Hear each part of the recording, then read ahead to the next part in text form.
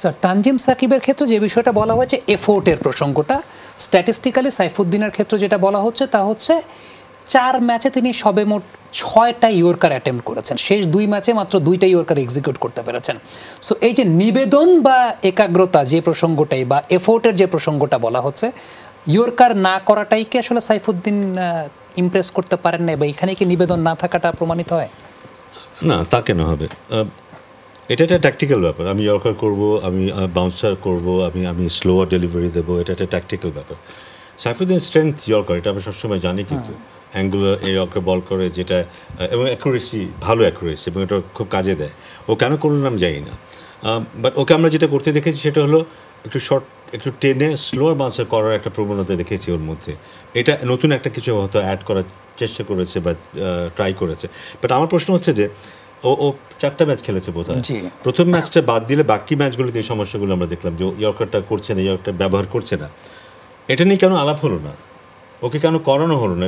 ওকে কেউ কি বলার ছিল না যে তোমার ইয়র্কার করা প্রয়োজন দলের স্বার্থে? আমি বলছি না ওর সিলেকশনের জন্য, দলের স্বার্থেই, ওর আর এফেক্টিভ হওয়ার স্বার্থে, ওর অ্যাকুরেট হওয়ার স্বার্থে এটা করা প্রয়োজন। কারণ ও যদি ভালো বল করতো, ও যদি ফর এক্সাম্পল ও যদি ইয়র্কার করতো এবং তাতে যদি ইকোনমি ভালো থাকতো, ও কি দলে থাকতো না? তাতে লাভটা বাংলাদেশের হতো। ওকে সেটা কেন করানো হলো না? কেউ কি বলার ছিল না ওকে এটা করার জন্য? I don't know, I don't understand. ও নিজেও কেন করলো না, এবং ওকে কেন কেউ সেটা করার জন্য করলো না, বললো না? সো এটা খুব স্ট্রেঞ্জ মনে হচ্ছে আমার কাছে। তবে এক একজনের স্টাইল এক এক রকম। তানজিম সাকিব অন্য ধরনের, ওকে দেখলেই বোঝা যায় ও দারুণ খাটুনে একজন প্লেয়ার, খুব পরিশ্রম করতে চায়, সবখানে হি ইজ দেয়ার।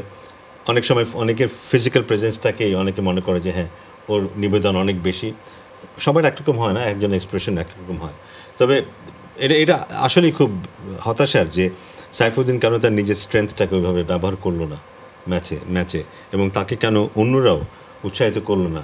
কারণ খেলায় ফলাফল নিজের দিকে নিয়ে আসার জন্য ওটা খুব জরুরি ছিল। কিন্তু ট্যাকটিক্যাল পয়েন্ট অফ ভিউ থেকেও তো কোচদের বলার কথা যে this is the how you are going to do it, এইটা তোমার ভ্যারিয়েশন হতে পারে, এটা তোমার অপরচুনিটি হতে পারে। অ্যানালিস্ট আছে, সেও সেটাই নিশ্চয়ই বলবে। কেন এটা করলো না? আমি খুব অবাক হচ্ছে এটা এই কারণে।